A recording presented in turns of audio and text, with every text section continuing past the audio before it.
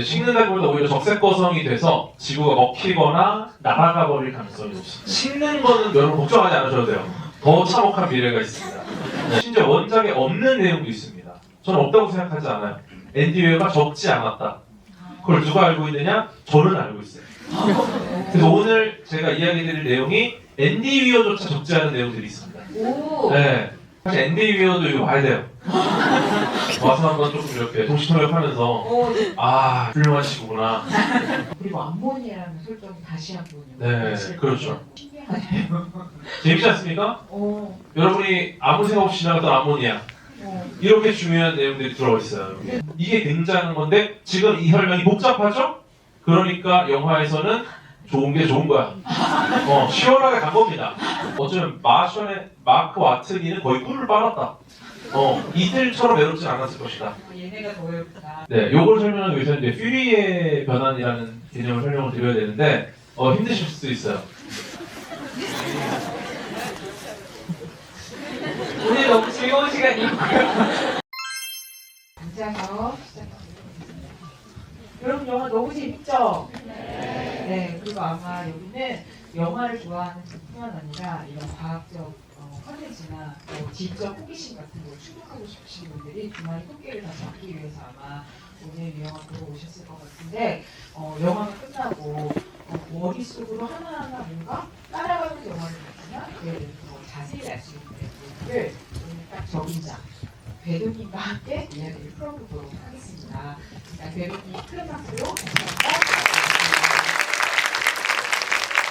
네, 안녕하세요. 마커뮤니케이션 배도입니다.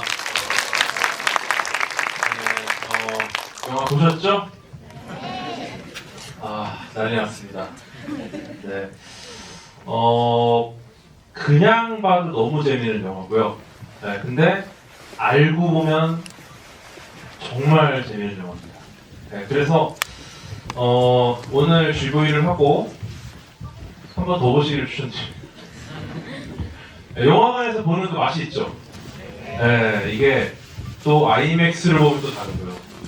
네, 정말 영화관에서 꼭 봐야 되는 영화가 나오지 않았나 이런 생각을 들고 오늘 최대한 여러분들이 궁금해하는 것들 사실 영화 개봉하자마자 이 오늘부터 지인들이 카톡을 보내기 시작했습니다. 이거 뭐예요? 이거 어떻게 된 거예요? 이게 무슨 뜻이에요? 네, 지금도 DM이나 카톡도 열심히 답을 하고 있는데 네, 이런 시간에 한번 좀 열심히 한번 이야기를 나누고 싶습니다. 네. 그럼 이것부터 조사하고 시작해볼까요? 네. 나는 일찍이 원작을 읽고 영화를 봤다. 하시는 분. 오늘 많으시구나. 근데 저는 사실 영화 보고 원작을 좀 정독을 하진 않았지만 궁금한 점을 들춰보면서 읽은 사람이거든요. 그렇게 읽어도 또 재밌더라고요. 그래가지고 여러분들 이 영화 보시고 제가 2번 봤는데 영화 다시 보시는 것도 그때도 너무 재밌었다는 말씀 드리고 배도님께 제가 궁금한 거 같이 여쭤보고요. 끝에는 여러분들이 직접 질문하실 수 있는 기회도 드리도록 하겠습니다. 근데 아무래도 배도님 박사님이시고 또 이제 과학도시니까 이 영화 나온다는 소식을 접하고 또 앤디 웨어가 마션의 원작 소설을 썼던 사람이잖아요. 그래서 이 영화의 원작 소설도 썼고 그게 영화가 된다는 소식을 접하고서는 기대를 하고 계셨을 것 같아요. 그 기대 속에서 영화를 봤을 때 좀 어떻게 보셨는지 전체적으로 간단하게 좀 얘기해 주실 수 있을까요? 일단은 앤디 웨어라는 작가 자체가 디테일 괴물입니다, 정말. 그래서 원작에서 굉장히 디테일한 부분까지를 다 풀어냈어요. 예를 들어 실험하죠? 실험 많이 하죠? 네. 원작에 실제 실험을 다 합니다. 네, 실험을 다 해요, 디테일하게. 어떤 재료로 어떻게 실험을 하는지가 다 나오고 그런 부분들을 보면은 SF의 가장 특징, 얼마나 이 세계 안에서 완벽하게 맞아떨어지는가 그런 부분들이 정말 탁월한 작가님입니다. 그래서 이 방대한 내용을 영화로 담을 수 있을까 그런 고민을 되게 많이 했고요. 네, 근데 이제 영화를 보고 나니까 굉장히 좋은 연출들이 많이 들어가고 어쩌면 진입장벽을 낮추려고 노력을 많이 했다는 느낌을 받았거든요. 왜냐면 원작 자체가 사실은 좀 어려운 부분도 있어요. 왜냐면 저는 너무 재밌게 읽었지만 누군가는 약간 못 넘어가는 부분도 있지 않을까라는 고민을 했는데 그런 부분들에 대해서 과감하게 어떤 은유나 비유를 넘어가고 그러면서 아는 사람은 또 그게 보이는 이런 식의 연출이 굉장히 좀 영리하지 않았나 이런 생각을 했습니다.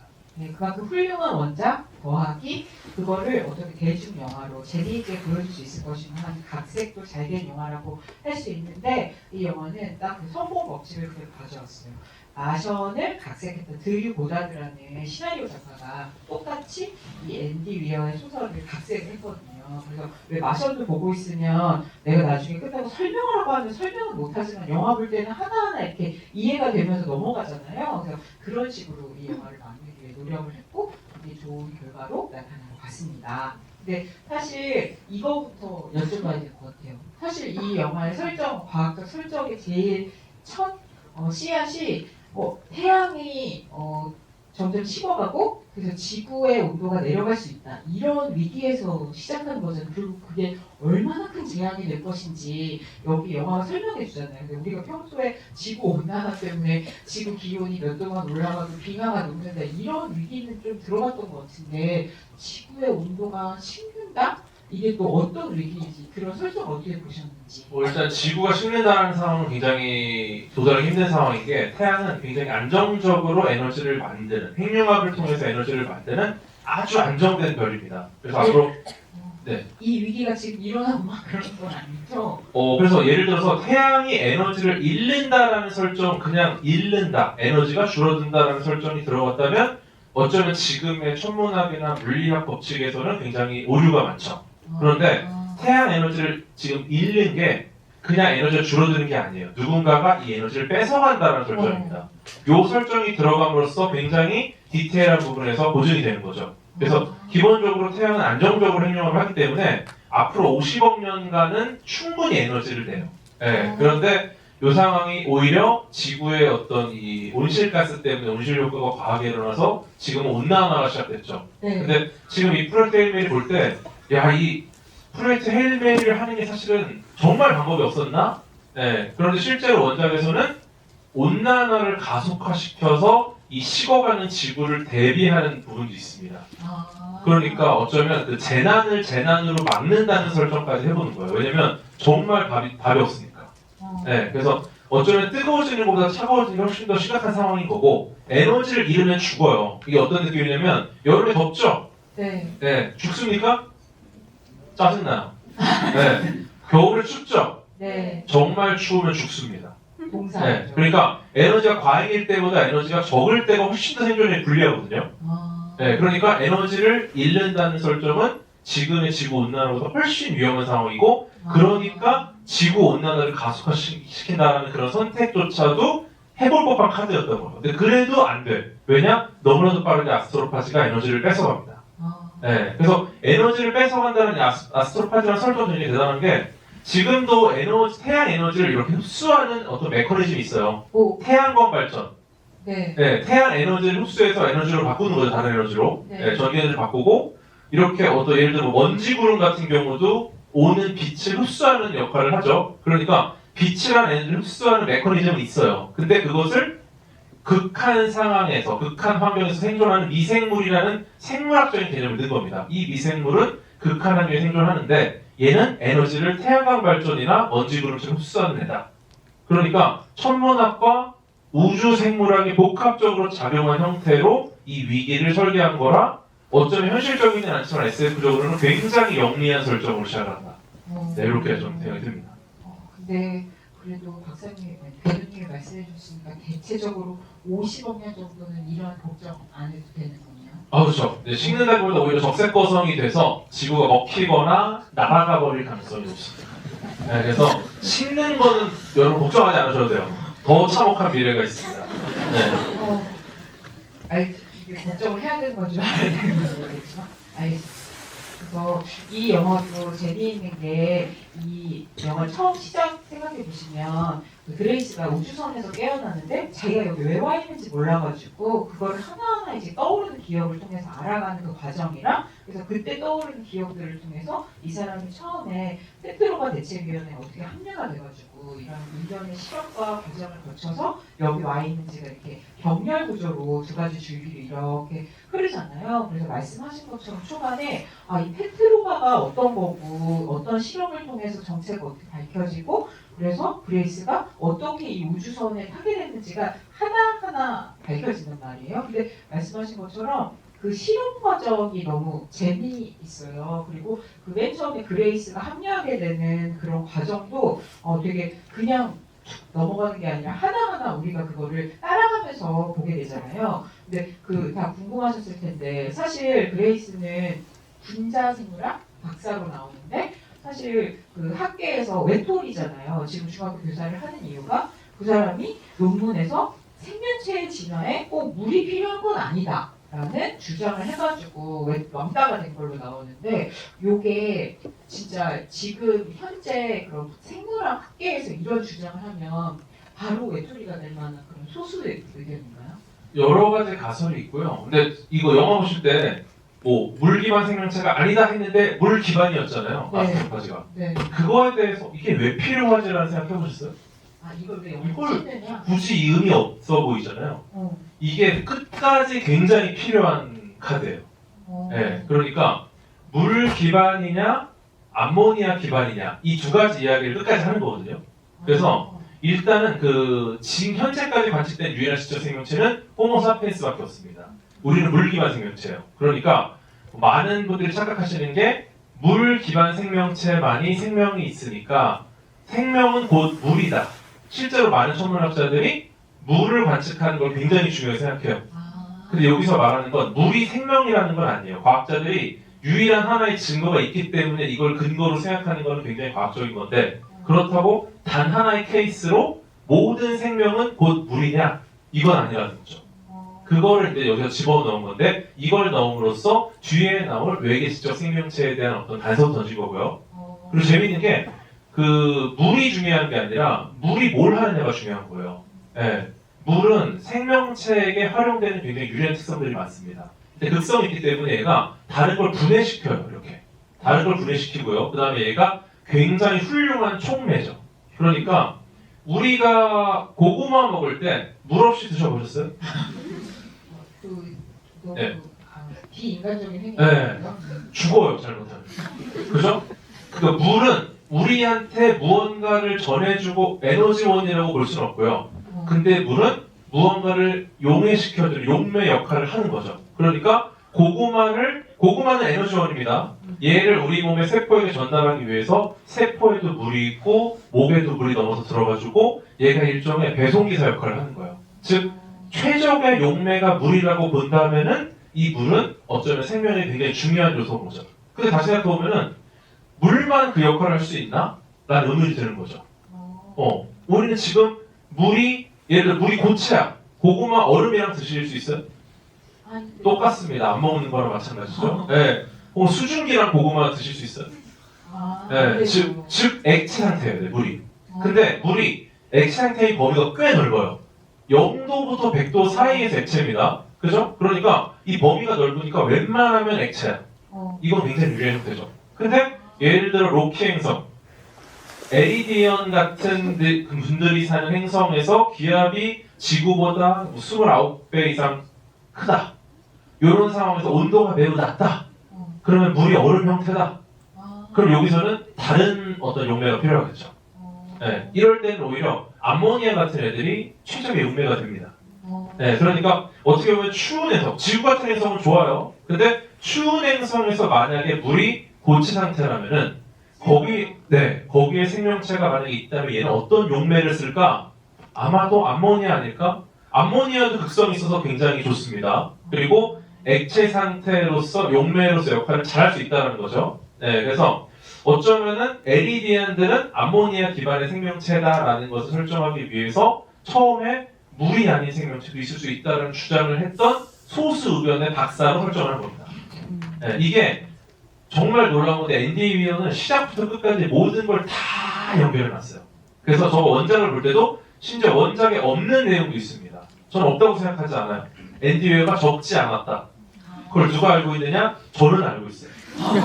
그래서 오늘 제가 이야기 드릴 내용이 앤디 위어조차 적지 않은 내용들이 있습니다. 오. 네, 이것들을 다 생각했을 거예요. 근데 이 책이 뭐 2,000페이지 될 수는 없잖아. 네. 그러니까 약간 생략을 하고 나중에 궤도가 해주겠지. 네, 그거를 이제 제가 지금 하는 겁니다. 네, 그래서 어쩌면 생명의 본질은 물이 아니라 생명체가 살기에 적합한 최적의 용매에 있다. 이 생각하시면 좋을 것 같고요. 대신에 용매가 갑자기 암모니아다 낯설 수 있죠. 네. 그 낯섦이 로키로부터 시작이 되는 겁니다. 아. 네. 오늘 GV 제목이 앤디 위어 속마음 읽기 가계과이와 뭐 이런 거. 사실 앤디 위어도 이거 봐야 돼요. 와서 한번 조금 이렇게 동시통역하면서 아 훌륭한 친구구나. 내가 또 안 좋은 걸 또 이렇게. 네. 오. 아, 너무 재밌죠? 설명 들으니까. 네. 이따가 Q&A도 받아야 됩니다. 궁금한 거 많죠? 네. 네, 이따도 좋은 질문 해주실 거라 믿고요. 그리고 그 초반에 실험 장면 이런 것도 너무 재밌잖아요. 그래서 그 실험 장면 같은 거는 진짜 뭐 하나하나가 그 꼭 필요한 장면들이 들어간다고 얘기하셨는데 그것도 어떻게 보셨는지 너무 궁금해요. 맞아요. 사실 뭐 여러 가지 이 실험실에서 디테일들도 있지만 그 아르곤 기체를 설정했다는 것도 굉장히 대단하다. 네. 실제로 이게 고증이 잘 된 건데 아르곤이라는 기체는 귀족 기체라고 불립니다. 네. 이게 그리스어로 게으르다, 에르곤에서 시작하는 말이거든요. 그러니까 다른 것과 반응을 안 해요. 네. 그래서 예를 들어서 실험실에서 무언가 태어나서 처음 보는 것을 실험을 해야 되는데 어떤 환경을 만들 것인가.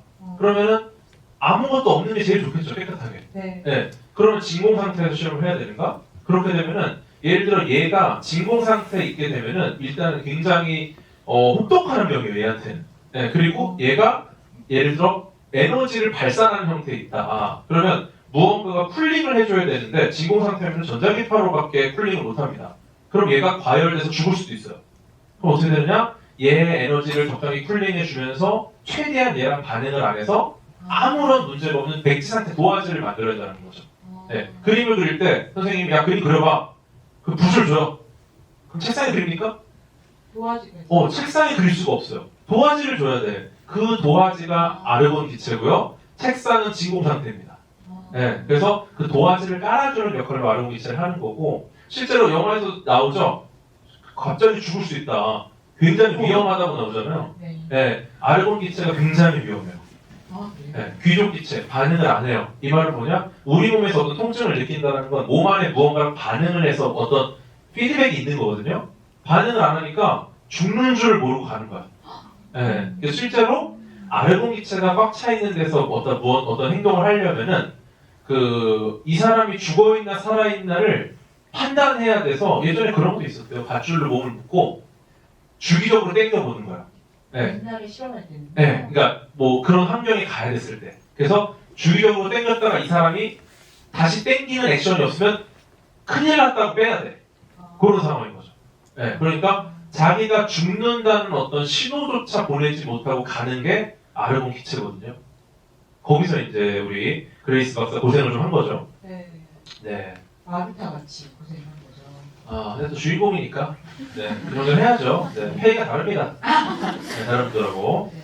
근데 저는 이렇게까지 과학적으로 자세히 알지 못하지만 영화 제작기 같은 걸 읽었을 때 아까 그 마션을 각색했던 드릴 고다드라는 시나리오 작가가 이것도 각색했다고 말씀드렸잖아요. 근데 드릴 고다드가 뭐라고 했냐면 자기가 마션을 찍을 때 깨달은 게 뭐냐면 이게 대중영화로 만드는데 너무 과학적으로 상세한 설명은 사실 생략하고 좀 쉽게 써야 되는 거 아니라고 생각하다가 그때 크게 깨달은 게 그러면 안 되겠다는 걸 오히려 깨달았대요. 사람들이 이런 영화를 보는 거는 그런 지적 호기심을 채우고 싶어하고 지적인 자극을 영화 속에서 받아가면서 그걸 하나하나 따라가고 싶어하는 욕구들이 있기 때문에 오히려 그걸 상세하게 보여주고 그 대신 이 영화는 사실 뭐 여러분들 영화 좋아하시면 그 워낙 이렇게 재기발랄한 영화 만드는 듀오 콤비 감독 두 감독이 항상 같이 영화를 연출하는데 그래서 필로드, 크리스토퍼 밀러 감독 이 두 명이 같이 연출한 건데요. 그래서 뭐 그 애니메이션이나 여러 장르를 넘나들어요. 그래서 뭐 22 점프 스트리트, 뭐 레고 무비, 21 점프 스트리트 그리고 애니메이션 하늘에서 음식이 내린다는 이런 것까지 다 같이 연출한 사람인데 그 드릴 고다드의 얘기를 들어가지고 또 이 사람들은 어떻게 얘기했냐면 그럼 이 영화는 실험 장면을 오히려 생동감 있게 그려주면 되겠다라고 해서 그 원작을 보면 그 말씀하신 이런 도공기체나 이런 걸로 실험하는 데서 사실은 그레이스가 되게 조그만 그 걔네들 이렇게 한에 봐주잖아요 상자에. 근데 거기서는 원작에서는 다 1인칭 시점이라 자기가 머릿속에서 생각한 거를 쭉 이렇게 독백 형식으로 막 쓰면서 아 그럼 이렇게 해야지 하면서 조그만 합을 만들거든요. 근데 여기서는 오히려 이렇게 더 보여주기 쉽게 막 사람이 들어갈 만한 상자를 만들고 또 그게 그 군인이 칼이랑 같이 근데 칼이 뭐 아이디어를 제공하고 같이 만들고 막 이렇게 나오잖아요. 근데 영화에서 그 소설에서는 그 칼이 아니라 스티브라는 군인이 나오고 나 스티브 마음에 들어 정도까지 나오는데 둘이 막 뭐를 협동해서 하지는 않아요. 그래서 영화가 그 부분을 오히려 약간 우정 같은 게 넣고 더 눈에 보이기 좋게 재밌게 이렇게 막 꾸몄다. 그래서 그런 점들이 그 부분만 봐도 영화가 얼마나 소설을 좀 영화적인 문법으로 잘 보여주려고 소설의 그 장점을 보여주려고 노력했는지 이런 것도 보실 수가 있을 것 같습니다. 근데 그 앤디 위어의 소설이 워낙 과학적 근거가 너무 이렇게 촘촘하다. 그래서 더 너무 좋다 이렇게 말씀을 해주셨지만 사실 이걸 저도 이렇게 부르더라고요. 하드 SF라고 그만큼 과학의 근거를 많이 충분히 주고 쓸 때부터 조사나 근거 이 바탕을 많이 두고 쓰는 그런 SF를 말하는 건데 뭐 마션이 이 사람의 첫 출간 장편 소설인데 그때부터도 너무 잘 썼다고 그랬잖아요. 그래서 이 프로젝트 헤일메리도 이 사람 특유의 그런 정말 근거가 촘촘한 SF 소설의 장점이 그대로 이어지는 그런 건데 사실 그 과학적인 그 근거만 있는 게 아니라 사실 영화 보셔서 아시겠지만 그 직접 호기심이 충족되는 동시에 한편으로는 되게 인간적인 감정을 그 감정의 그 드라마가 있잖아요. 그래서 우리가 나중에는 그 그레이스와 로키의 우정에 감동을 하게 되잖아요. 근데 마션도 사람이 하루하루 혼자 있는 사람이 하루하루 살아간다는 게 어떤 느낌이고 감정인지 그래서 가장 인간적인 마음이 무엇인지 이걸 보여주는 얘기였단 말이에요. 앤디 웨어의 특징으로 그런 마음을 새긴다는 것도 같이 꼽을 수 있을 것 같아요. 그래서 그 워낙 그 과학 소설 같은 거는 더 주의 깊게 읽으실 테니까 위어의 소설을 좋아하시는지 과학적으로서 또 어떤 점 좋아하시는지. 네, 앤디 위어는 작품 속의 주인공을 항상 히어로로 설정을 합니다. 네, 저는 히어로물이라고 보고요. 근데 그 히어로의 능력이 어떤 눈에서 레이저가 나가거나 하늘을 날거나 이런 게 아니라 과학적 사고예요. 네, 그러니까 어떤 문제가 일어나도 과학적, 수학적 사고로 계산을 해서 그 문제를 극복하고 실패하면 다시 도전하고 초기 조건을 바꾸고 실험하고 그 결과 어떻게든 해결 방법을 찾아냅니다. 과학자가 가장 잘하는 게 수용이에요, 수용. 여러분들은 과학자가 굉장히 냉혹하고 뭔가 T일 것 같잖아요. 근데 과학자들의 가장 큰 장점이 이게 T처럼 보일 수도 있겠지만 문제가 벌어져요. 그러면 소리 지르거나 괴로워하거나 울거나 혼란에 빠지지 않습니다. 문제가 벌어지는 순간 과학자는 이것을 수용하고요. 이제 나는 뭘 해야 될까를 고민해요.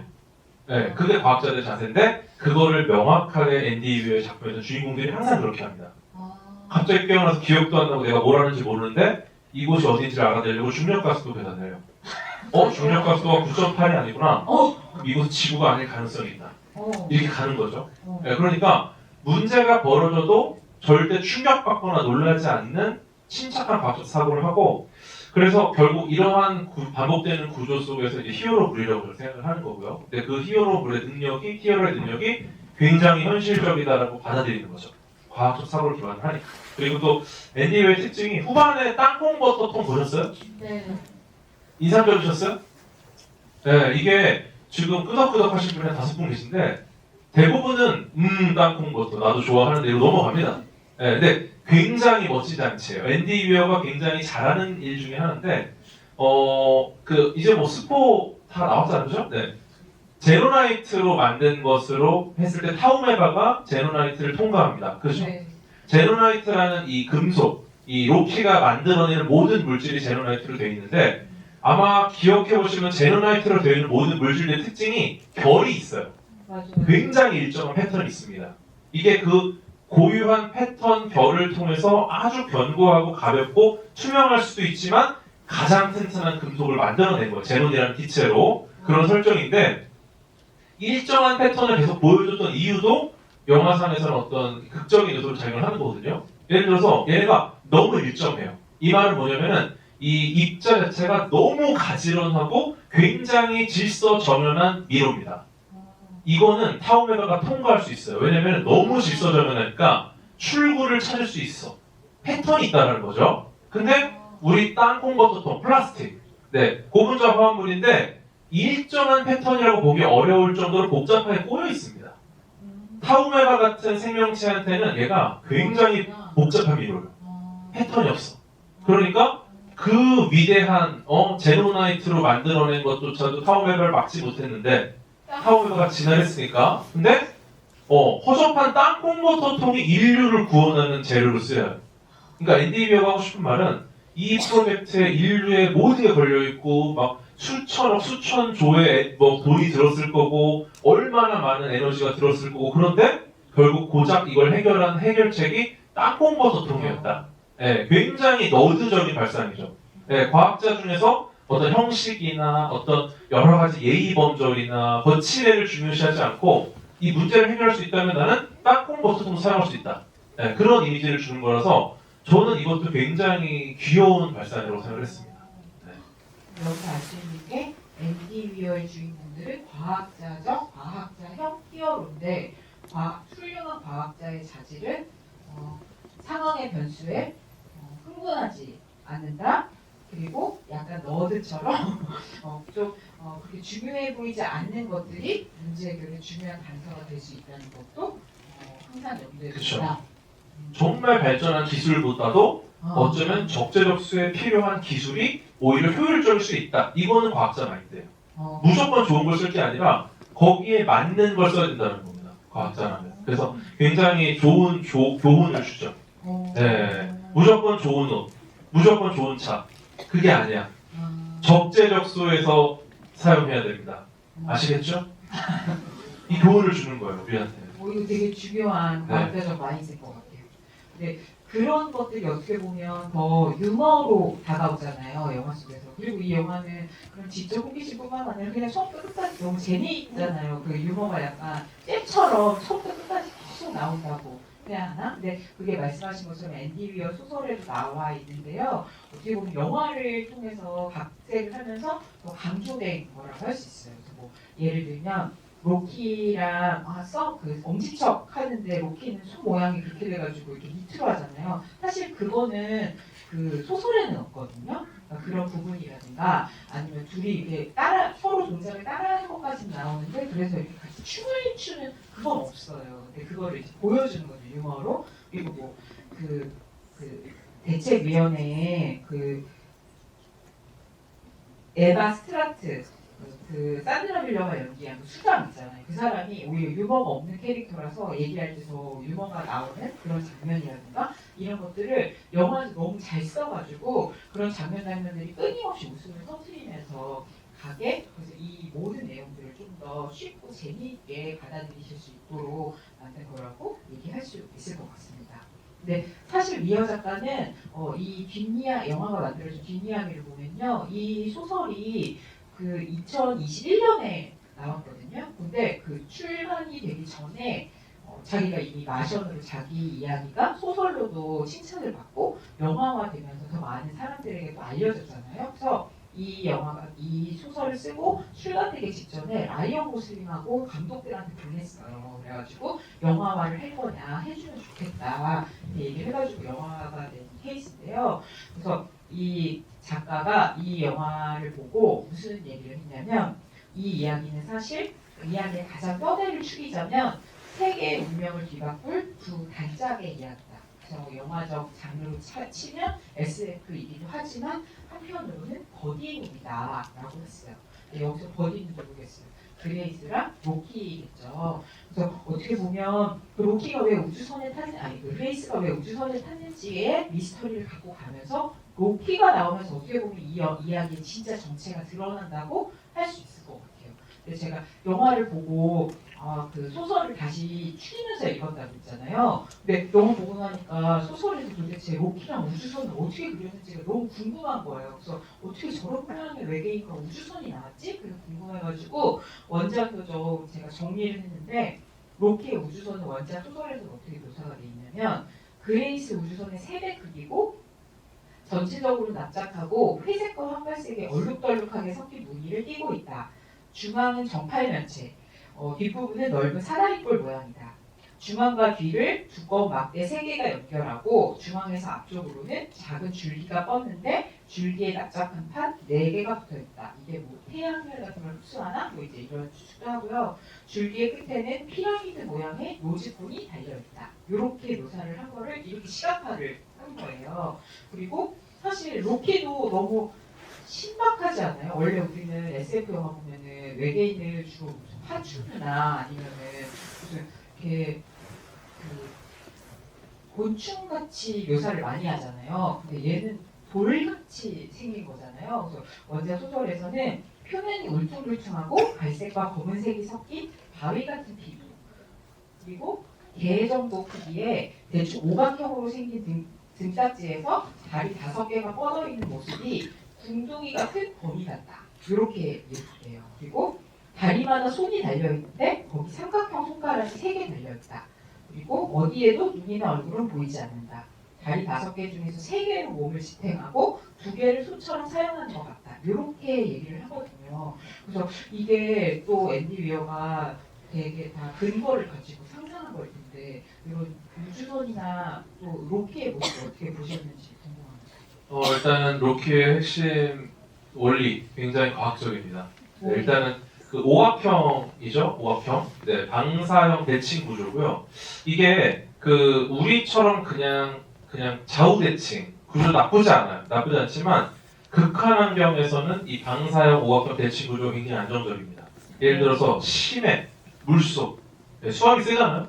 네, 그러면은 고르게 힘을 좀 분산시켜야 되기 때문에 불가사리 같은 경우가 비슷한 구조고 해파리도 비슷해요. 그러니까 모든 방향에서 자극을 감지하고 힘을 분산시키는 구조인 이 방사형 구조가 굉장히 유리한 면이 있고요. 그 다음에 기압이 강하기 때문에 몸이 단단할 것이다라는 것도 굉장히 혈전력이 있는 상황이죠. 그리고 우주선 같은 경우는 인상적인 게 그 인공 중력을 만들려고 이렇게 분리를 하는 구조입니다. 그래서 분리돼서 돌면서 이제 원심력으로 인공 중력을 만드는 거죠. 근데 그래서 대부분의 우주선들이 이런 바퀴 모양인 게 많아요. 인터스텔라도 그렇고, 네, 바퀴 모양으로 계속 돌고 있습니다. 인디어런스 같은 경우. 근데 그런 우주선이 많지 않거든요. 그러니까 인디어는 일반 우주선이 이렇게 분리가 돼서 얘가 뺑글뺑글 돌 것이다. 영화에서 나오죠. 근데 그냥 보면 몰라요. 그냥 무슨 모양이지? 근데 이제 이렇게 빙글빙글 돈다라는 게 굉장히 합리적인 아이디어고, 예, 그냥 이거 인공중력 아니라는 거예요. 그래서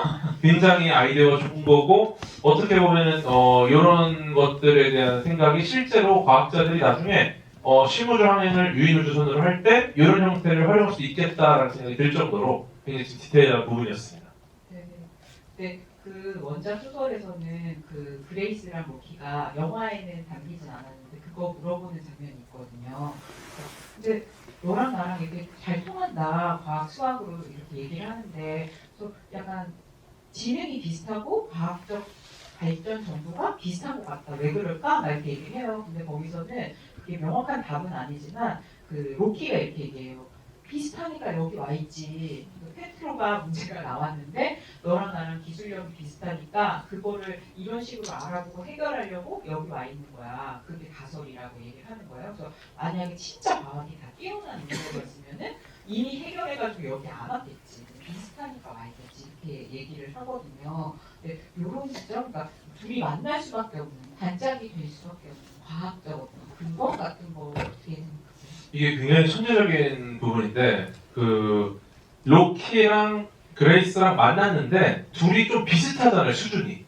예를 들어서 로키 정도로 정말 과학이 발달한 어떤 초지성 문명이 있으면은 사실 만났을 때 우리가 봤을 때 약간 애미 수준이어야 되는 거야.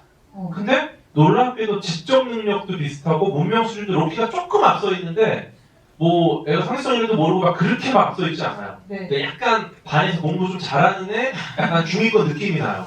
그러니까 왜 이런 설정을 했을까? 이게 재밌는 게 그 로키는 암모니아 기반 생명체라고 말씀드렸잖아요. 네. 이게 아마 로키는 우리보다 훨씬 오랫동안 진화했을 거라고 추측을 합니다. 원작에서 엔디어가 밝히진 않았지만 아마 속마음으로 세팅을 한 게 뭐냐면은 암모니아 기반 생명체이기 때문에 굉장히 오랫동안 진화했을 것이다.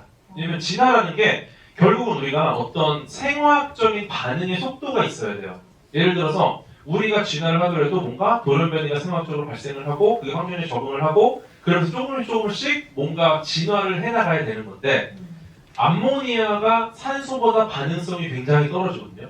반응성이 떨어진다는 건 실제로 반응 속도가 느리다라는 거고 반응 속도가 느리기 때문에 생화학적인 변화의 속도도 느릴 것이다. 그러면 우리보다 훨씬 느린 속도로 진화할 수밖에 없었겠죠. 그러니까 사실 우리가 뭐 로키한테 막 물어봐서 야 너 몇 년도부터 했어? 뭐 이렇게 물어볼 수가 없는 게 우리조차도 뭐 서기 단기 해보면은 어떻게 이 연도를 계산해야 될지가 복잡해요. 그러면은 에리드 행성의 정보가 충분히 없기 때문에 그 시간을 우리가 우리 시간하고 치환하기 어렵거든요. 그러니까 사실 안 나오지만 아마도 인간보다는 훨씬 더 오랜 기간을 진화했을 거예요. 그러니까 아마도 에리디언들은 굉장히 오랫동안 진화해서 근데 그러면 우리보다 훨씬 오랫동안 했는데 반응 속도가 느리니까 진화 속도가 느려서 이 정도까지 온 거란 말이죠. 근데 재밌는 건 그래도 훨씬 오래 했으면 우리가 뛰어날 수 있잖아. 네. 진화의 정체 구간이 있을 수 있어요.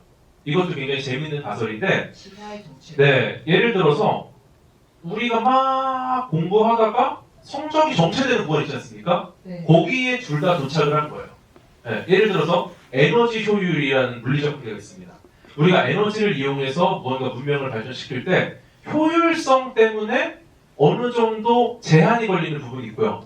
특히나 빛의 속도라는 제한도 있죠. 네, 빛의 속도가 초 30만 킬로미터를 넘지 못한다는 한계 때문에 이 이동 속도 제한도 걸려요.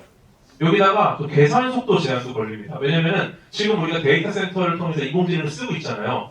인공지능이 쓰는 에너지에 그 인공지능 자체가 필요한 에너지보다 더 많은 에너지가 들어가는 게 이 데이터 센터를 냉각하는 에너지예요. 그러니까 인공지능이 돌아가는 데 들어가는 에너지보다 얘가 돌아가면서 열이 나니까 이걸 쿨링하는 데 들어가는 에어컨이 더 많은 에너지를 쓰는 거예요, 지금. 그러니까 어느 정도 계산 속도가 올라가면은 그때부터는 냉각에 너무 많은 에너지를 써야 되니까 굉장히 이 열을 감당할 수 없게 되는 거죠. 그러니까 이러한 다양한 한계들 때문에 어쩌면은 이 문명의 발전 속도가 제한이 걸려가지고 거기서 우리가 정체될 수 있겠다. 그러니까 로키랑 그레이스가 많았는데 비슷한 형태의 어떤 문명 수준을 갖고 있었던 것도 설명이 좀 가능하죠. 네. 그러니까 성장이라는 게 그냥 이렇게 쭉 뻗어가는 그래프처럼 가지만은 않는다. 그래서 이 둘이 만날 수밖에 없는 과학적 어떤 문명 그게 있는 거예요. 그렇습니다. 그리고 암모니아라는 설정이 다시 한 번요. 네, 그렇죠. 네. 신기하네요. 재밌지 않습니까? 여러분이 아무 생각 없이 지나갔던 암모니아 이렇게 중요한 내용들이 들어가 있어요. 근데 저는 암모니아 냄새나서 그냥 싫다고만 생각해요. 네, 그렇죠. 암모니아 뭐야? 이러고 넘어갔는데 여기에 굉장히 재밌는 것들을 많이 담아놓은 겁니다.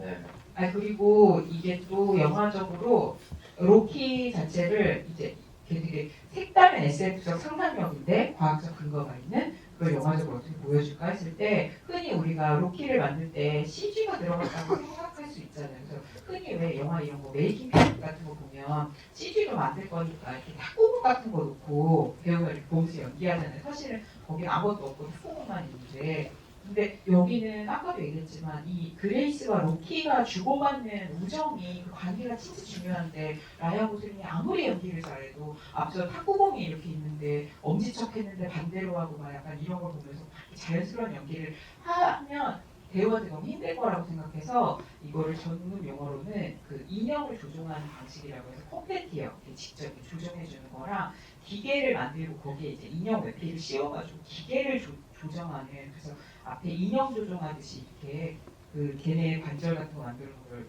움직이는 거랑 기계를 조종하는 거를 두 개를 섞었대요 그 방식을. 그래서 CG를 입히기는 했지만 그 로키가 나온 모든 장면에서 탁구공을 놓은 게 아니고 실물 인형 그 로키의 모형 같은 거를 놓고 그 컴패티어가 실제로 조종을 해가면서 같이 연기를 하도록 해서 이렇게 긴밀하게 나올 수가 있었던 거예요. 그래서 너무 웃긴 게 이걸 여러 명이 왜냐면 이제 로키가 워낙 복잡한 생명체고 되게 유기적으로 움직이다 보니까 한 명만 이렇게 조정하는 게 아니라 여러 명의 포텐티어와 같이 조정을 하면서 구현을 한 건데요. 그 중에서도 가장 메인으로 한 사람이 제임스 오티즈라서 뭐 IMDb 같이 영화 사이트 같은 데 가서 보면 로키 옆에 그 배우 이름 뜨듯이 이렇게 제임스 오티즈라고 써 있어요. 그 제임스 오티즈가 로키의 캐릭터를 얘기하는 게 재밌어가지고 제가 적어왔거든요.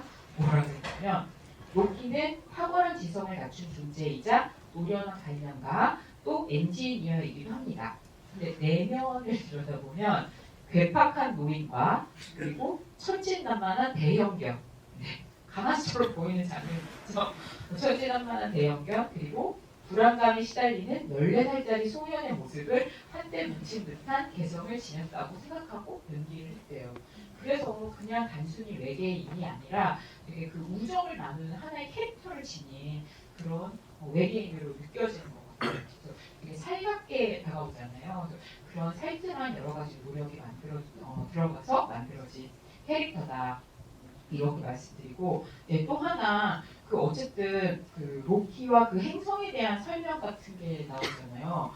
되게 이제 신기한 게 저는 이런 것들이 다 너무 새로웠는데 말씀하신 것처럼 아주 오늘 중요한 암모니아를 숨쉬고 걔네 대기는 암모니아고 그리고 그 나중에 보니까 시력으로 뭘 판단하는 게 아니라 음파로 그래서 왜 진짜 한 장도 버릴 게 없는 게 처음에 수업할 때 그레이스가 음파는 물리다 이런 거 다 갖다 쓰이는 건데 음파로 물체를 인식하고 그리고 음악적인 화음으로 말을 하고 그리고 서로 자는 걸 지켜봐야 되는 존재다. 이런 정보들이 이제 영화에 담겨 있죠.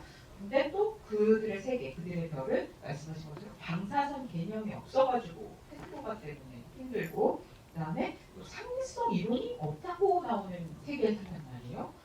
이런 과학적 상상력은 어떤 조합에 의해서 나온 건지 너무 궁금해요.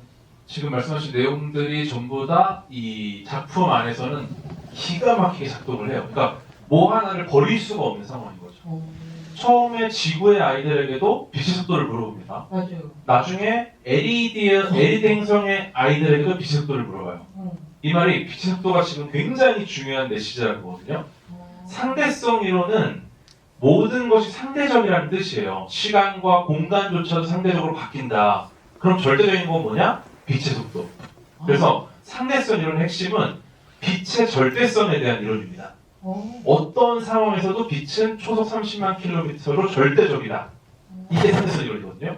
그러니까 앞과 뒤에서 상대성 이론에 대한 질문을 하는 거죠. 빛의 속도 아는 사람.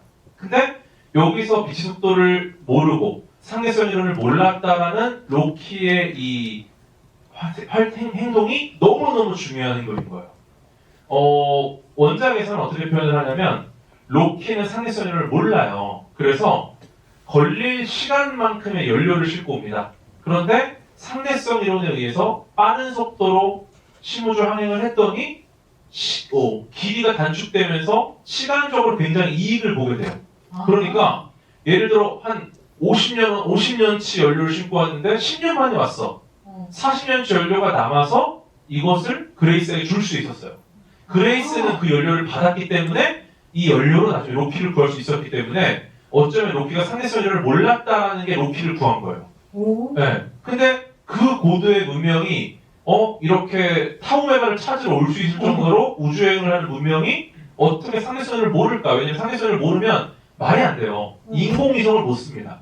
인공위성 같은 경우가 지금도 그 속도가 너무 빠르기 때문에 시간이 느리게 가고 중력이 약해서 시간이 빠르게 가요. 이 두 가지의 오차를 보정해주지 않으면 인공위성의 시간과 지상의 시간이 계속 바뀝니다. 왜냐면 상대성 이론 때문에 시공간이 바뀌니까.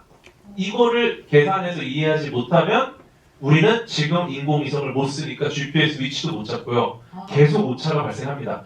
이거를 거리로 한 사람은 11km 정도 오차가 발생해요. 매일. 그러니까 여러분들이 GPS로 내비게이션을 사용하기가 어렵겠죠. 근데 우리는 상대성 이론을 알아요. 그러니까 보정을 하는 거야.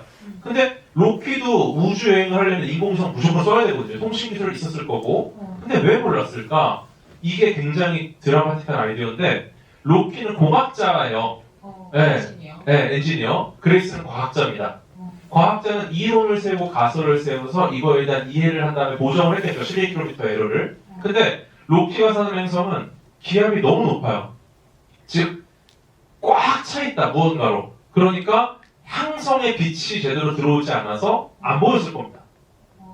기압이 엄청 높다는 거는 빛의 초속 30만 킬로미터라는 이 속도는 진공 상태에서의 속도예요.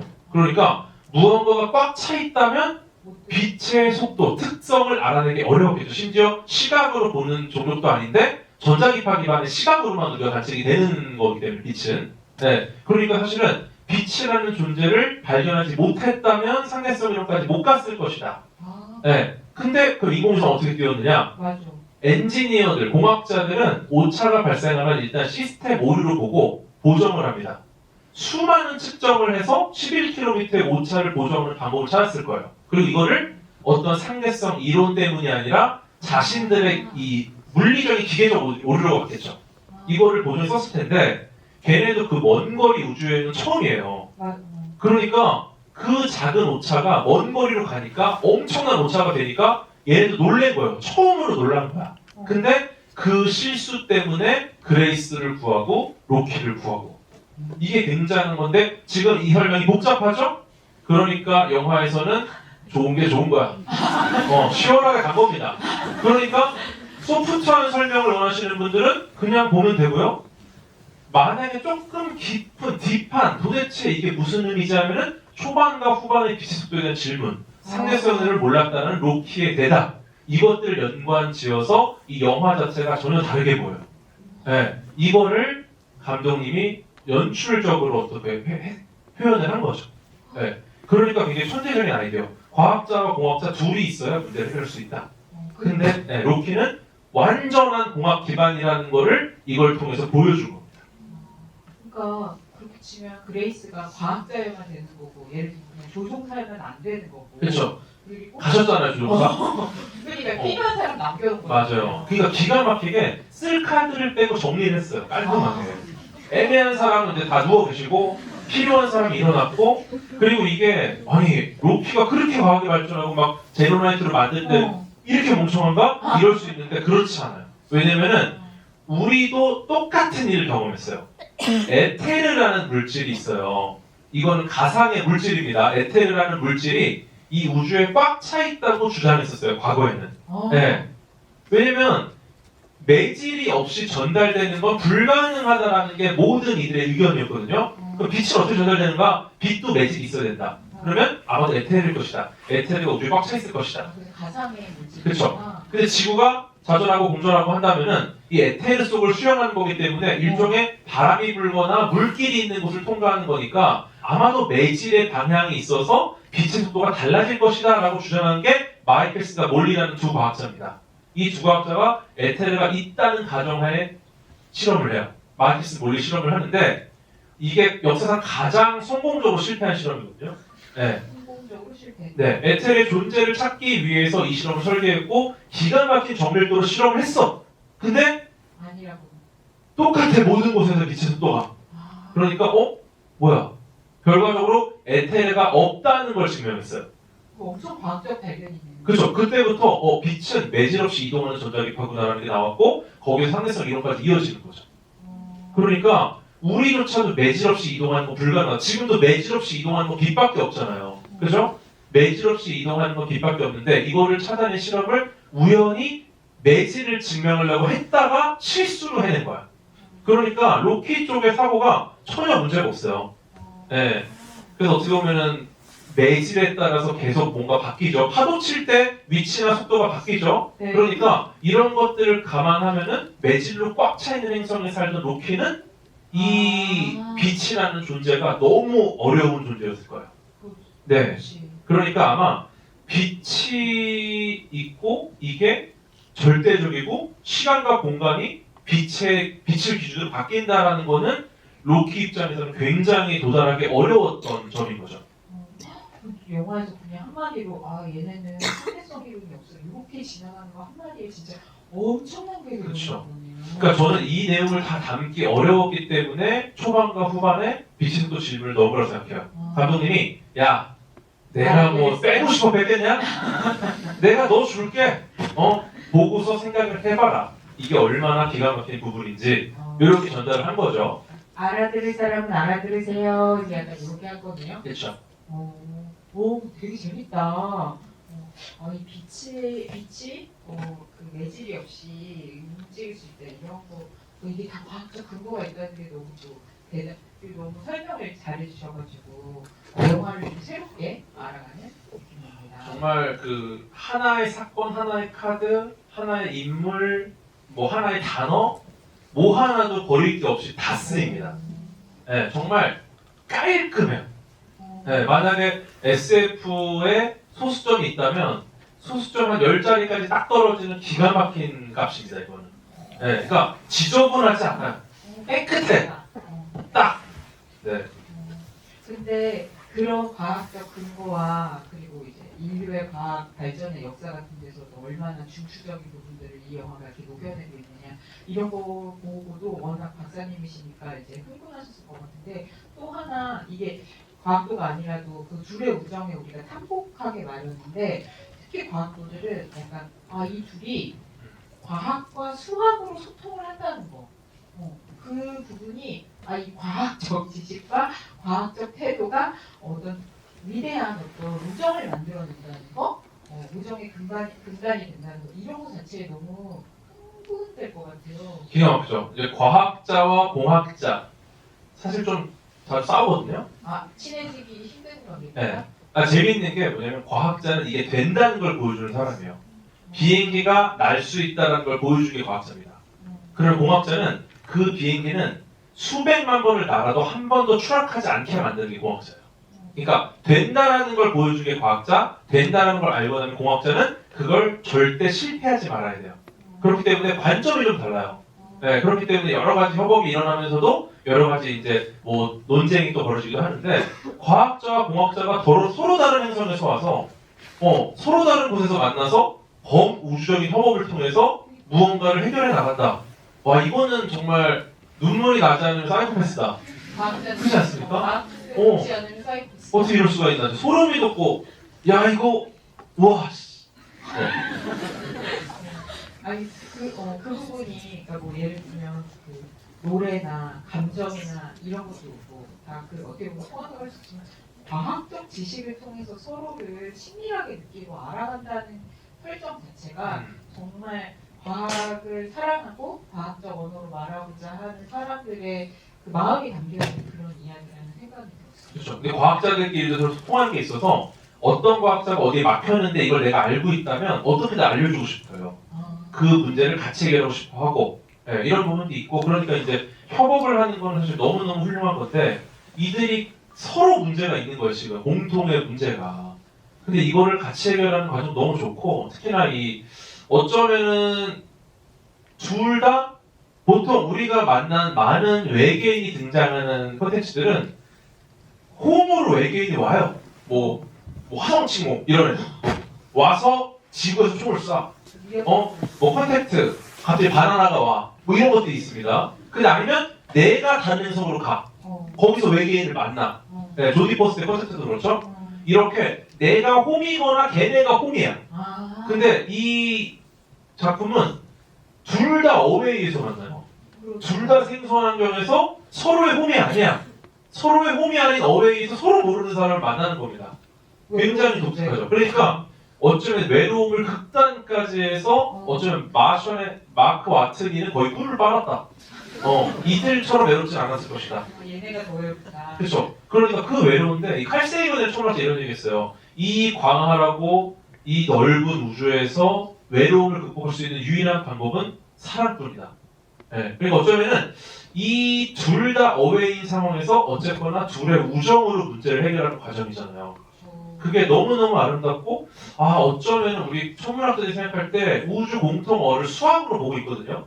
네, 근데 이 수학이 아니라 어쩌면 사랑이 아닌가? 온 우주에 결국은 사랑이 존재하기 때문에 두 존재가 같이 공감을 할 수 있다는 거죠. 그 마음 자체가 양쪽 다 있었던 거예요. 상대를 위해 희생하고 상대가 행복하길 바라는 거. 이게 기가 막힌 부분이고, 네, 그래서 참 이게 어쩌면 인류애를 확대해서 우주애까지 발전시키는 영화가 아닌가라는 생각이 좀 들고요. 과학은 사랑이다. 종교 같은 신의 종교 같은 네, 종교는 과학의 영역은 아닙니다. 네. 네. 이 영화를 결국은 드라마적으로 볼 때 결국은 소통하는 이야기라고 그랬어요 제작진이. 그러니까 생존의 큰 문제를 해결하기 위해서 희망을 찾기 위해서는 혼자 똑똑한 사람이 뭘 막 이렇게 번뜩해가지고 해결하는 게 아니라 결국은 소통하고 힘을 합치고 하는 게 반드시 필요하다라는 이야기고 그게 이 영화의 진짜 메시지다 이런 얘기를 했거든요. 근데 제가 이제 관객분들한테 마이크 드릴 건 그 전에 저는 사실 이 영화에서 저는 드라마를 많이 쫓아서 영화를 보는 사람이니까 이게 마지막에 너무 큰 반전이자 이 영화에서 가장 가슴이 젖어오는 그런 장면이었는데요. 사실 그레이스가 자기도 이제 기억이 점차 떠오르는데 나중에 알게 되잖아요. 자기가 이 우주선에 탄 게 사실은 자진해서 탄 게 아니고 그 사람 끝까지 나는 실패자예요. 저는 영웅이 아니에요. 이러면서 끝까지 생각해보라 그랬는데도 안 타겠다고 도망을 가다가 주사 맞고 탄 거잖아요. 그래서 그 사람이 중간중간에 사실은 그 임무를 하겠다고 자원하는 사람들한테 물어보잖아요. 아니 어떻게 그 자살 임무를 할 수 있는 용기를 내요? 그럴 때 야호 선장이 그러잖아요. 그게 누구를 위해 희생할지 그 사람이 있으면 된다. 대상이 있으면 된다고.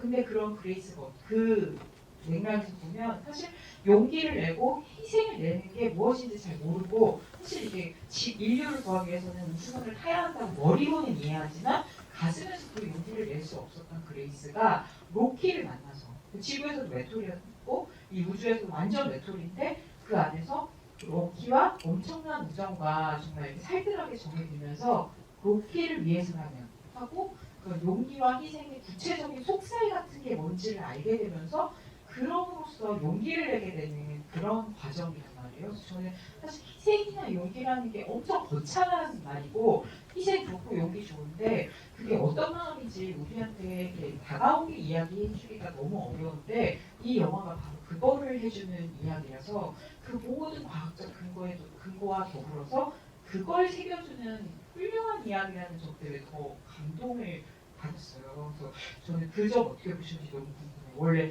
이런 SF에서 우주 비행사들 인류의 모든 막 이런 거를 희망을 짊어지고 막 이렇게 책임감 있게 막 우주선 타고 그러는데 그레이스는 안 그러잖아요. 어디서든 볼 수 있는 우리들과 같은 영웅입니다. 네. 그래서 감정이입이 잘 됩니다. 맞아요. 그렇습니다. 영웅의 의미를 좀 다르게 느껴볼 수 있는 맞습니다. 그런 이야기였다고 생각합니다. 네. 그러면 지금부터 질문을 받아볼 건데요. 오늘 저희가 또 선물을 준비해서 일단 총 내리고요. 원작 도서를 선착순으로 5분 정도 질문해 주시는 분들 드리려고 하거든요.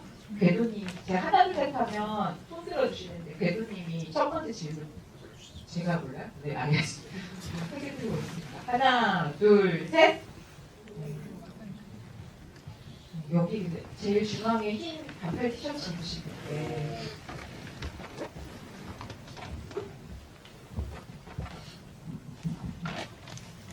질문 기회 주셔서 너무 감사합니다. 제가 평상시에 되게 좋아하던 두 분이 나오셔가지고 너무 감개무량하게 지금 듣고 있는데요.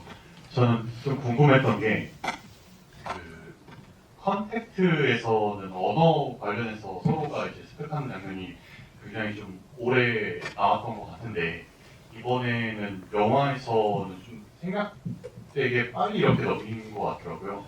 뭔가 제가 이해하기로는 진동으로 뭔가 되게 센 환경에 있었던 친구다 보니까 뭔가 진동으로 이 친구는 알아듣는 것 같더라고요. 근데 이 그레이스가 이해하게 된 거를 어떻게 이 친구들이 이렇게 빨리 된 건지 뭔가 요즘 AI 이런 것처럼 약간 모방 이런 것 때문에 된 건지 좀 궁금했습니다. 해서. 굉장히 좋은 질문입니다. 일단 너무 수월하게 소통을 하죠. 삐삐삐 그러면 이제 딱 그래서 삐삐삐 하고 또 입력하고 내서 딱 치면 삐삐삐 나가서 몇 번 하니까 이제 뭐 원하래요. 네, 이게 사실 간단한 게 아닌데 영화상에서 어쩔 수 없이 이제 약간 은유적으로 설명한 부분들이 있어요. 네, 요걸 설명하기 위해서 이제 퓨리의 변환이라는 개념을 설명을 드려야 되는데 힘드실 수도 있어요. 그냥 간단하게 말씀드리면 그 특정하게 여러 개가 모여 있는 어떤 잡음이 있을 때 여기서 성분들을 분해해서 다 분해해서 요소 하나들을 이해할 수 있는 게 바로 퓨리의 변환입니다. 그래서 예를 들어서 그 우리가 피아노 칠 때나 뭐 이럴 때 여러 개를 누르잖아요. 빵 이렇게 누르잖아요. 그럼 요거를 퓨리의 변환을 해보면은 뭐를 눌렀는지를 알 수 있어요. 네, 분해가 돼서. 네, 그래서 요거를 통한다면은 예를 들어 여러 개 겹친 소리를 알아도 성분을 분해해서 다시 변환해서 이해할 수 있다는 거죠. 그래서 이거를 통해서 사실은 그냥 소리를 듣고 녹음해서 단어를 라벨링하는 게 아니라 퓨리의 변환해서 분해한 다음에 거기 들어있는 요소들을 통해서 다시 연결을 짓고 하는 과정을 통해서 언어를 이해하는 거거든요. 근데 이게 기가 막힌 게 퓨리의 변환을 어디서 제일 많이 쓰냐면 천문학에서 굉장히 많이 써요. 천문학에서 별을 관측할 때 별로부터 오는 빛을 전파 예를 들어 전파 망원경 우리가 블랙홀의 그림자 찍는 거 아시죠? 네, 그 M87 쪽에 있는 블랙홀의 그림자를 M87의 그림자를 찍었어요. 근데 그게 지구에 있는 전파 망원경을 전부 연결을 해가지고 지구만한 거대한 전파 망원경으로 블랙홀의 그림자를 찍은 거거든요. 이때 사용한 게 퓨리의 변환이에요. 전파로 들어간 모든 요소를 분해해가지고 다시 결합을 해가지고 블랙홀 그 사우론 눈 같은 걸 만들어낸 겁니다. 네, 엄청난 일이고 이게 천문학에서 굉장히 많이 쓰이는 건데 그러면 그레이스가 어떻게 이렇게 쉽게 퓨리의 변환을 통해서 로키를 이해했을까? 왜냐면은 그레이스는 훌륭한 과학자였기 때문에 분명히 우주선에서 별을 관측하고 할 수 있는 능력, 퓨리의 변환이 익숙한 과학자인 거예요. 그러니까 별을 보던 방식으로 로키의 언어를 이해한 겁니다. 대단하죠? 우주선으로 별을 보면서 내가 항행을 하고 관측하고 뭐 타우메가를 찾아내고 아스트로파즈를 분석했던 그 방식으로 로키의 언어를 이해해서 어쩌면 스케일이 큰 우주에서의 신호를 이해하는 방식으로 로키라는 하나의 지성체 신호를 똑같이 이해한 겁니다. 그러니까 굉장히 감동적인 순간이 퓨리의 변화를 이용했다는 자체가. 그래서 요소 우리 음악 들을 때 갑자기 카페에서 좋은 음악 나오면 이렇게 그 네이버 들어서 이거 하잖아요. 바로 찾아내죠. 그게 그 소리를 퓨리의 변환해서 피크들을 찾아내서 데이터베이스에 있는 수백만 곡이랑 비교하는 거예요. 네. 그리고 이럴 때는 잡음이 있거나 소리가 작거나 잘 안 들려도 기가 막히게 찾아내요. 그러니까 로키의 소리가 어떤 형태이든 퓨리의 변환을 통하면 라벨링하는 게 깔끔해진다는 거죠. 이 부분 역시 영화에 들어간다면 네, 또 많은 이슈가 있었겠죠? 하지만 네, 우리 밀러 감독님이 또 저희 남겨놓으셨습니다. 네. 도움이 됐나요? 감사합니다. 그럼 앞으로 이제 네이버 음원 이거 찾을 때 퓨리의 변화 이러면서 하면 되고. 근데 저는 잘 모르는 입장에서는 그 노트북이 너무 탐나더라고요. 그 인류의 모든 기술이 집약돼 있고 모든 프로그램이 들어가 있는 것 같은 노트북이라서 나중에 로키한테 주는 거 아닌가 이제 이런 생각이 들었습니다. 또 질문해 주십시오. 대표님께. 진짜 못 고르. 이게 과학입니다. 이게 못 고르는 게 현대 사회에서 지나는 과정에서 선택장애가 생길 수밖에 없는 게 네. 알겠습니다. 저는 과학을 잘 모르니까 그러면 어디로 가볼까? 이쪽에 검은색 긴팔 입으신 이게 네, 우선 저 선생님께서 너무 감사드립니다. 제가 궁금한 거는 이 스토리 상에서 그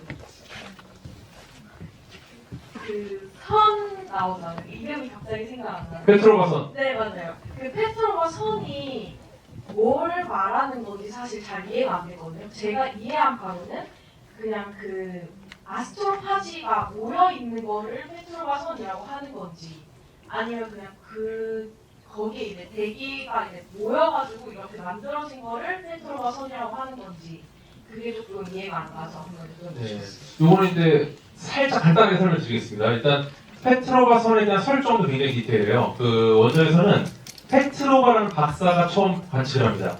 그래서 페트로바 선이라는 이름이 붙어요.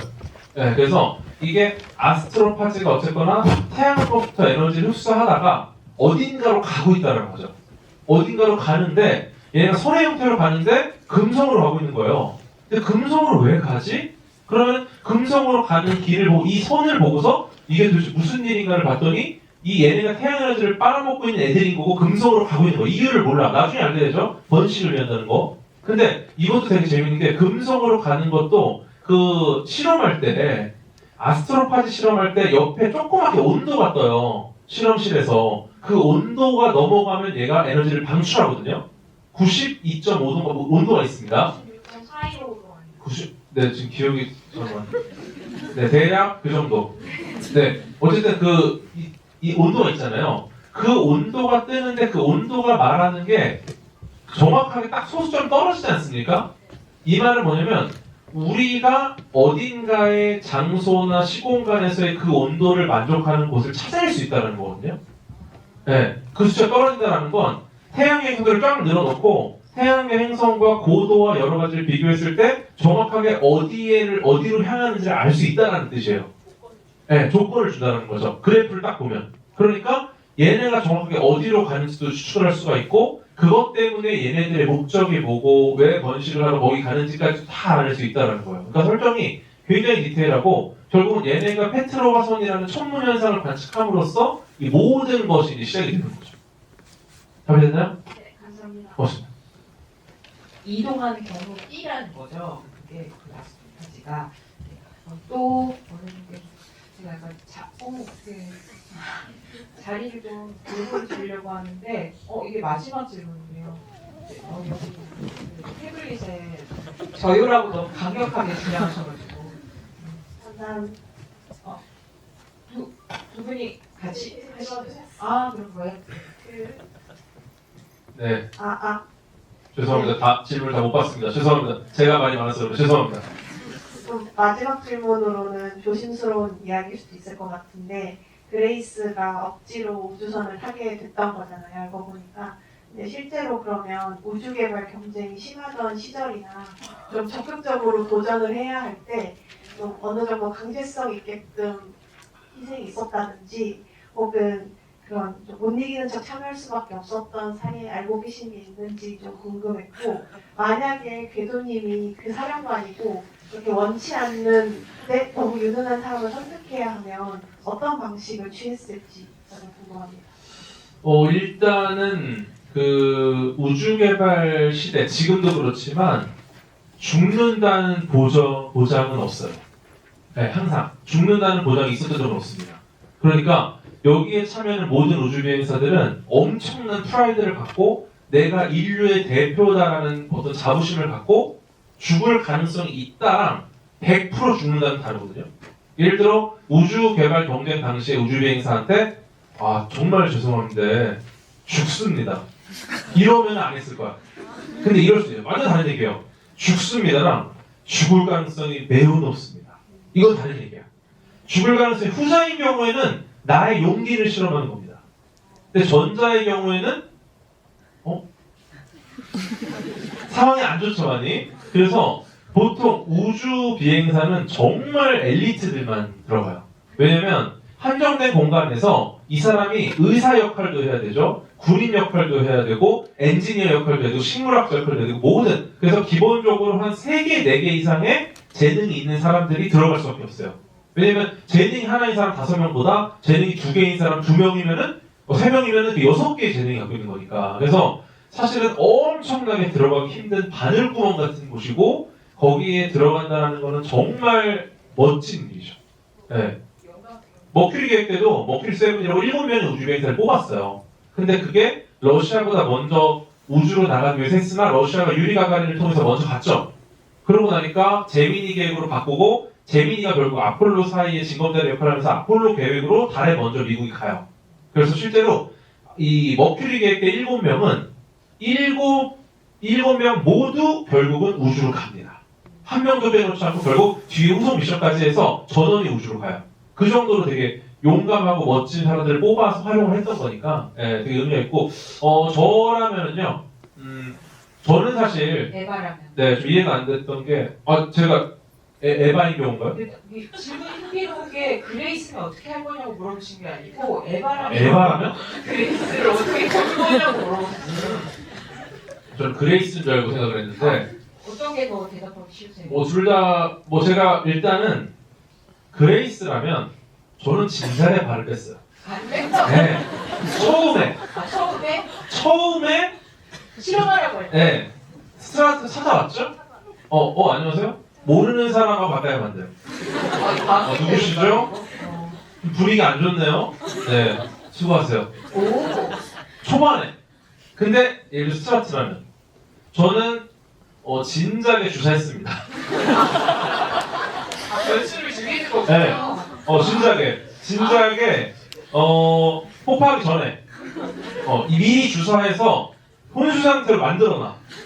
그래서 백업용으로 문제 생기면 바로 가는 거예요. 그래서 그레이스 박사의 기억이 훨씬 전부터 없을 거예요. 예를 들어 많은 일이 있었잖아요. 그런 것들이 기억이 없고 그레이스 박사는 내가 처음 아스트로파즈를 발견했었는데 여기가 어디지? 아스트로파즈까지 기억이 나는데 이랬을 거야. 안전하게. 폭발하고 이렇게. 그러니까 제가 그레이스라면 처음 만났을 때 악수하고 빠지는 거예요. 이게 되게 과학적 사고에 틀렸나 봐요. 네, 이게 위기 감지 능력이 뛰어납니다. 그 과학자는. 네. 그렇군요.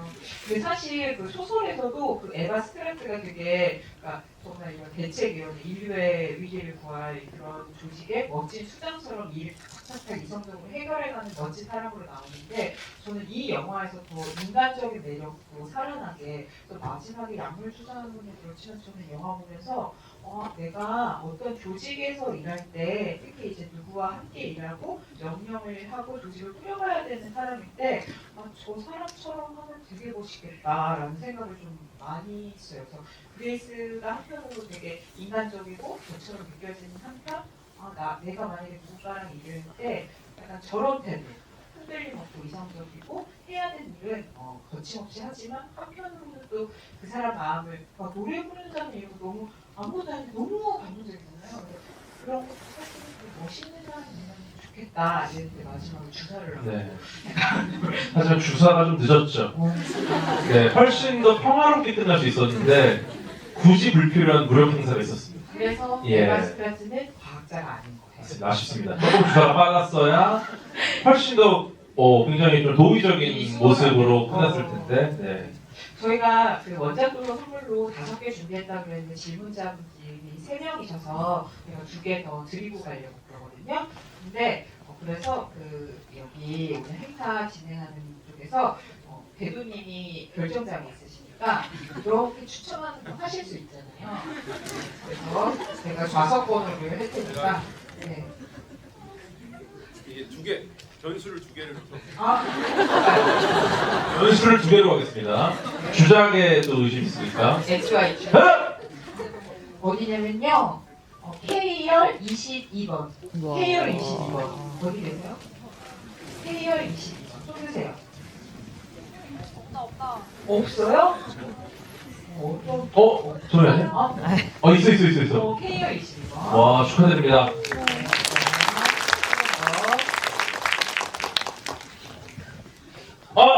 너무 아파서 손 부러진 것 같아. 근데 K를 좋아하시나 봐요. 또 K예요? 네. 아. K열 14번. 오, 축하드립니다. 어떠한 주작도 없었다는 거. 네. 이것도 다 과학적 무역이다. 저 궁금한 게 너무 많으실 것 같은데. 진짜 나 이 질문 안 하고 가면은 나 진짜 내 인생 끝난다. 저 하나만 받으면 안 돼요? 진짜? 안 돼요? 짧게. 진짜. 나 정말 이거 안 하면 나 진짜 오늘 인생 끝난다. 그러면 이제 한 분 받을 나머지 분들 인생 끝나는 거예요? 한 6분 정도 끝나실 건데?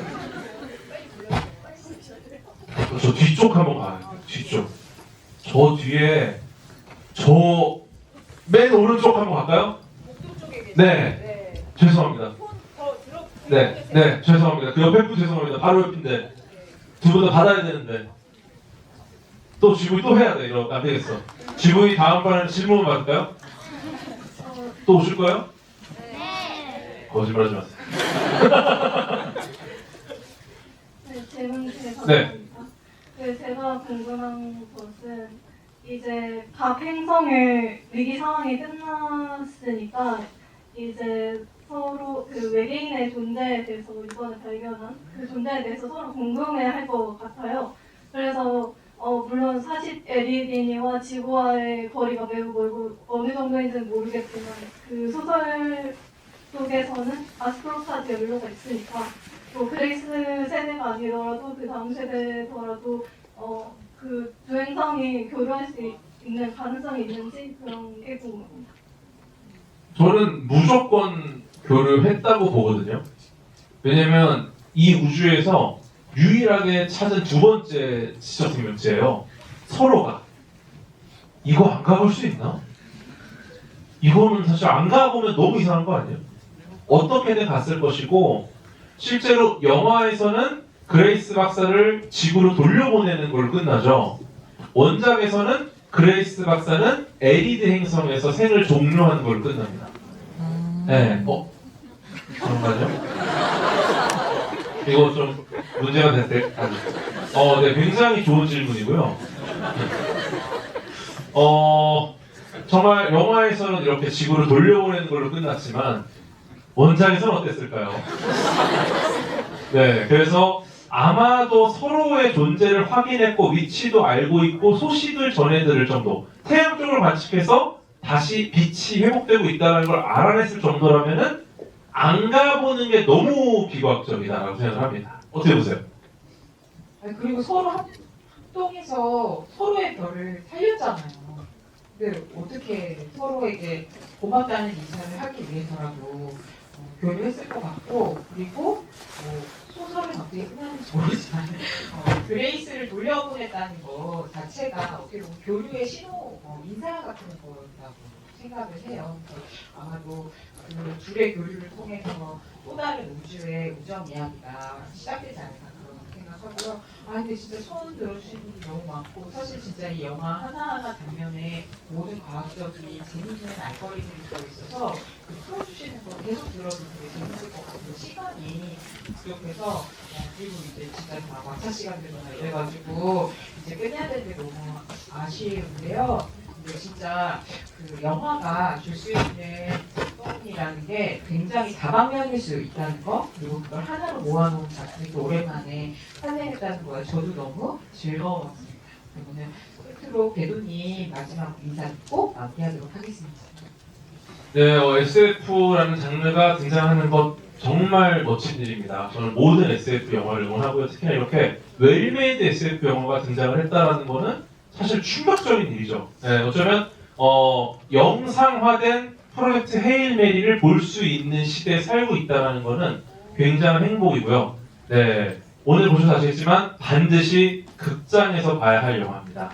네, 여러분들이 많은 이야기를 해주셔야 주의부가 또 되고 헤일 메리 2가 나오고 로키 아들도 나오고, 네, 없습니다 그런 거. 네, 어쨌든 이런 것들이 계속 이어지지 않을까라는 기대 보면서 여러분 편안한 밤 되세요. 고맙습니다.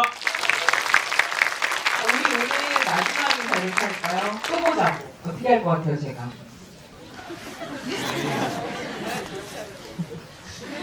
오늘 너무 즐거운 시간이고요.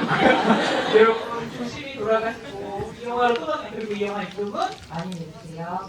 감사합니다.